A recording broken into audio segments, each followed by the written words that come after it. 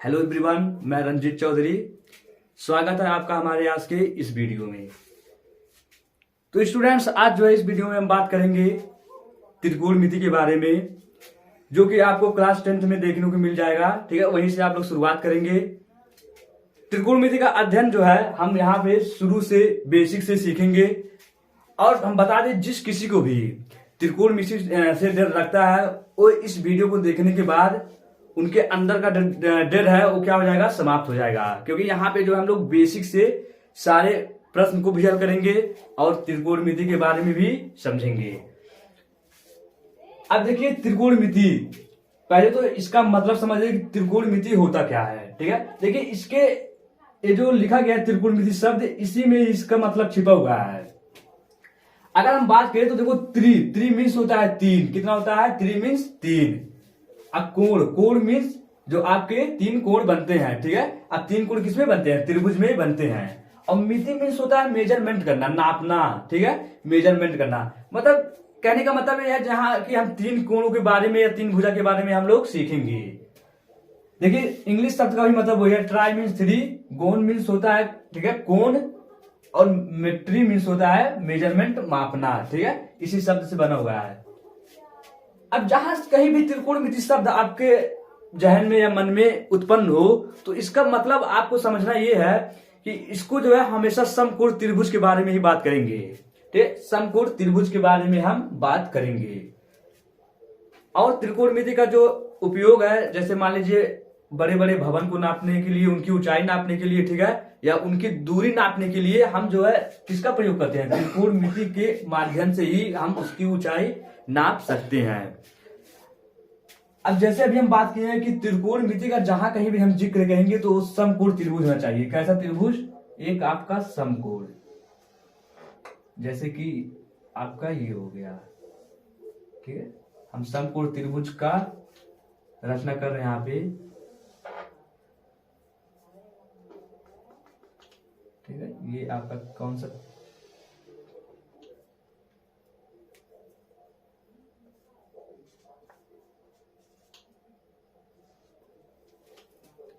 अब देखिए, एक चीज आपको ये याद रखना है कि जहां कहीं भी हम समकोण त्रिभुज की बात करेंगे तो वहां पे आपके माइंड में एक चीज तुरंत उत्पन्न हो जाना चाहिए कि पाइथागोरस का प्रमेय, पाइथागोरस का प्रमेय।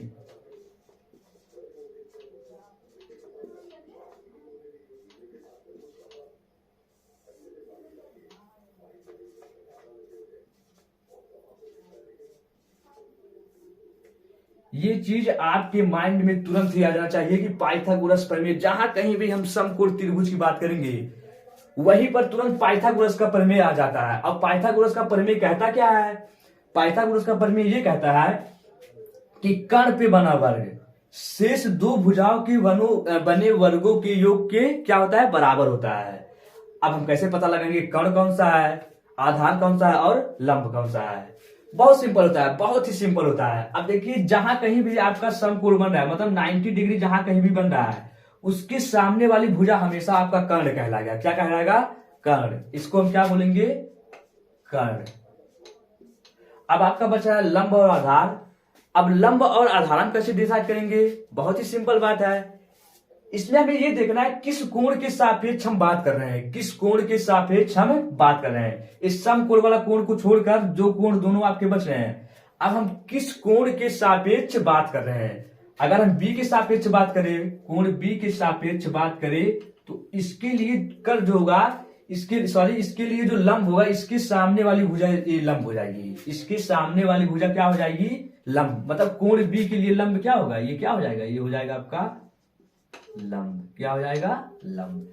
और जो बच गया उसे हम क्या बोल देंगे? आधार। क्या बोलेंगे? आधार। ठीक है, अब पाइथागोरस का प्रमेय ये कहता है कि कर्ण पे बना वर्ग, ठीक है, कर्ण पे बना वर्ग शेष दो भुजाओं के बने वर्गों के योग की क्या होता है? बराबर होता है। कहने का मतलब है जो लंब पे आपका वर्ग बनेगा प्लस आधार पे बने वर्ग के योग, योग मतलब जोड़, इसके क्या होगा? ये बराबर होगा। यही होता है पाइथागोरस का प्रमेय, यही होता है पाइथागोरस का प्रमेय। ठीक, अब इसमें देखो पॉसिबिलिटी क्या क्या हो सकती है, संभावना क्या हो सकते हैं। एक तो पाइथागोरस का प्रमेय हो गया। अब हमें जो है इसमें जो अध्ययन करना है, यहाँ पे हमें साइन कास, ठीक है, टैन काट सेक कोसेक इत्यादि के बारे में अध्ययन करना है, जिसे हम बहुत ही सिंपल और बहुत ही सरल तरीके से यहाँ सीखेंगे। तो यहाँ देखिए, अब इसमें संभावना क्या क्या बन सकता है, इसमें जो आपके संभावना बन सकते हैं, अब देखिए इसमें लंब और कर्ण का अनुपात हो सकता है, ठीक है, ये पहला हो गया आपका।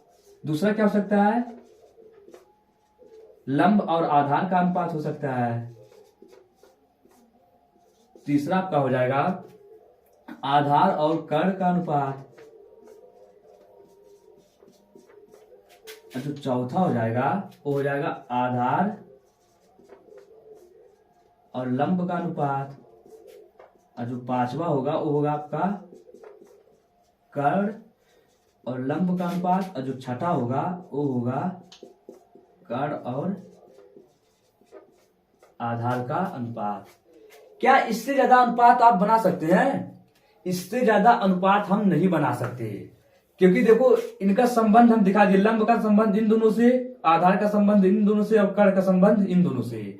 इससे ज्यादा पॉसिबल है ही नहीं, इससे ज्यादा जो है पॉसिबल है ही नहीं। इसलिए आप देखेंगे हमेशा जो है त्रिकोणमिति में जो है हमेशा 6 ही अनुपात आपको बताया जाता है, और होता भी है वही, उससे ज्यादा हो ही नहीं सकता, ठीक है, उससे ज्यादा हम लोग नहीं कर सकते।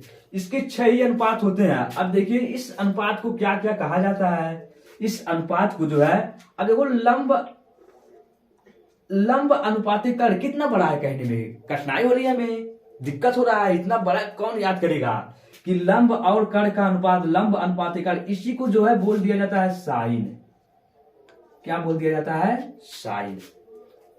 अब देखिए कितना छोटा है, बस साइन कितना अच्छा लग रहा है, इससे हमें कितना लंब अनुपातिक कर्ण कितना बड़ा हो जा रहा है, तो इसी को 60 में बोला जाता है साइन। और लंब अनुपातिक आधार को जो है बोला जाता है, इसे बोलते हैं हम टैन। क्या बोलते हैं? टैन, ठीक है। और आधार और कर्ण का जो अनुपात होता है उसे हम बोलते हैं कॉस, इसको बोलते हैं हम कॉट, ठीक है। आधार और लंब का अनुपात कॉट, इसको बोला जाता है, इसको बोला जाता है कोसेक,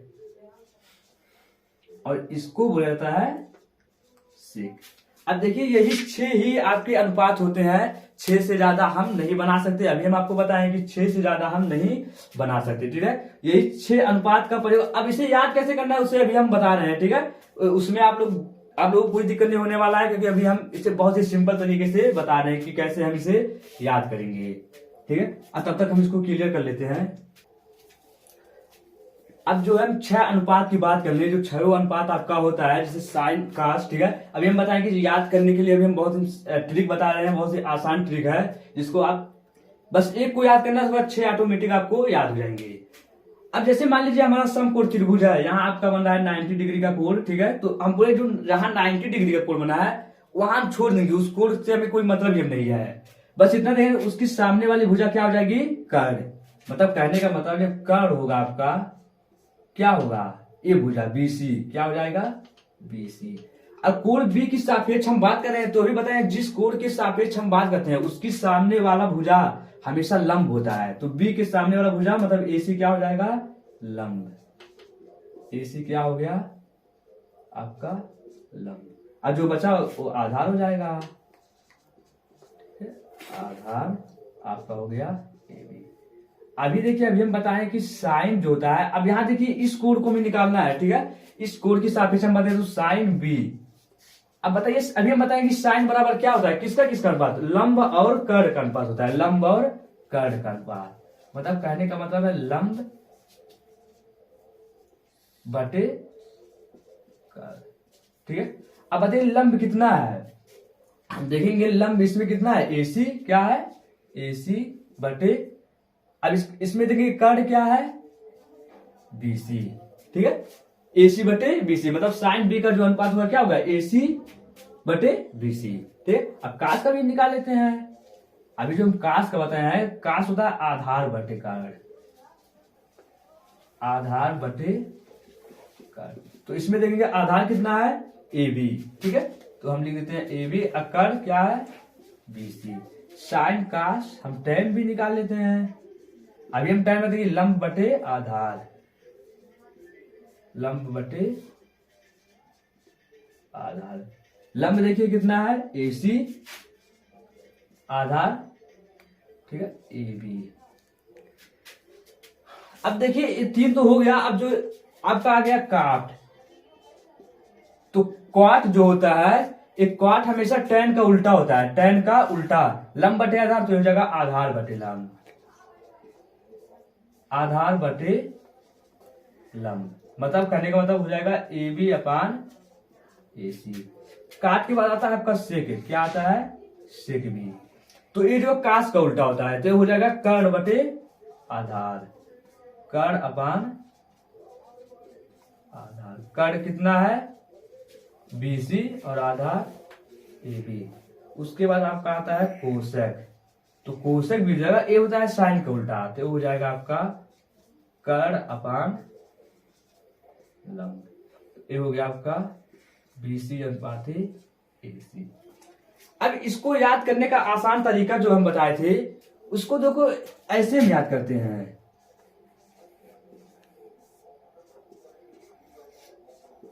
लाल बटे कक्का, ठीक है, लाल बटे कक्का। अब अगर हम देखेंगे कि बहुत टीचर्स जो है आपको बहुत अलग अलग तरीके बताएंगे, लेकिन मुझे ये बहुत पसंद आता है, ठीक है, ये मुझे बहुत अच्छा लगता है, लाल बटे कक्का वाला जो नियम लगता है मुझे बहुत ही अच्छा लगता है। अब क्या करना है आपको, बस इतना इसमें याद रखना है कि ये जो पहला होता है साइन का होता है, ये होता है कॉस का, और ये होता है टैन का, ठीक है, साइन कॉस टैन। कितना अच्छा है साइन, जहां कहीं भी आपको साइन हो तो एल से लंब, के से कर, सिंपल सी बात है कि साइन बराबर क्या होगा लंब बटे कर, ठीक है, बस इतना आपको याद है, लाल बटे कक्का, तो साइन बराबर लंब बटे कर, कॉस बराबर आधार बटे कर, टैन बराबर लंब बटे आधार। और अभी हम बताएं कि ये तीनों याद है तो ये तीनों तो इसके उल्टे होते हैं, तो काट हो जाएगा आधार बटे लंब, सेक हो जाएगा कर बटे आधार, कोसेक हो जाएगा कर बटे लंब। बहुत सिंपल ट्रिक है, मुझे बहुत अच्छा लगता है ये, हम उम्मीद करते हैं कि आपको बहुत अच्छा लगेगा ये, ठीक है। तो ये ट्रिक आप क्या करेंगे, इस ट्रिक को आप याद रखेंगे, इस ट्रिक को आप क्या करेंगे याद रखेंगे। ये आपको याद है तो समझो ये याद है, इतना कौन याद करेगा, ये हमें बस याद करना है, ठीक है, इतना क्या होगा आपको याद होगा, ठीक है, बहुत सिंपल है। अब जो है इस पे जो है हम लोग न्यूमेरिकल कैसे सॉल्व करेंगे, तो अभी हम न्यूमेरिकल सॉल्व आपको करा रहे हैं, ठीक है, तब तक इसको क्या करते हैं हम क्लियर कर लेते हैं। अब जैसे देखिए क्वेश्चन इसी टाइप का दिया जाएगा, ठीक है, जो पहला क्वेश्चन आपका होगा इसी टाइप का दिया जाएगा, सबसे पहला क्वेश्चन। तो क्या क्या है, दिए गए त्रिभुज में साइन ए, कॉस ए और टैन ए ज्ञात कीजिए।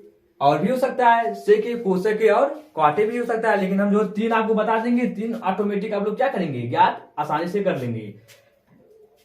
तो देखो त्रिभुज यहां दिया गया है, ठीक है, त्रिभुज यहां दिया गया है। अब देखेंगे एसी बराबर जो दिया गया है, ठीक है, एसी बराबर कितना दिया है, ये जो है बी होना चाहिए, यहाँ बी का दे रहा है, तो साइन बी, कॉस बी और टैन बी, ठीक है, क्योंकि हम लोग ये तो नहीं याद कर सकते, ये आपका समकोण है, अभी हम बोले समकोण वाला हमें कोण छोड़ देना है, और जो 2 बचेंगे वही आपको क्या करना है, उसी में आपको फाइंड करना है। तो देखेंगे यहाँ पे आपको क्या साइन बी, कॉस बी और टैन बी क्या करना है, ज्ञात करना है। अब देखो त्रिभुज में हम देखेंगे तो एक भुजा जो है मिस है, ठीक है, मतलब एक भुजे का मान नहीं दिया गया है। तो अभी हम बोले हैं कि जहां कहीं भी आपको समकोण त्रिभुज दिखेगा वहीं पे आप पाइथागोरस का प्रमेय का प्रयोग क्या करेंगे, वहीं पे कर देंगे। तो यहाँ दिख रहा है, नहीं पता है तो आप लोग निकाल लीजिए। अभी हम बताएं सूत्र कि जो होगा बीसी पे जो स्क्वायर होगा, इन दोनों के स्क्वायर के वर्ग क्या होगा बराबर होगा, मतलब एसी का वर्ग प्लस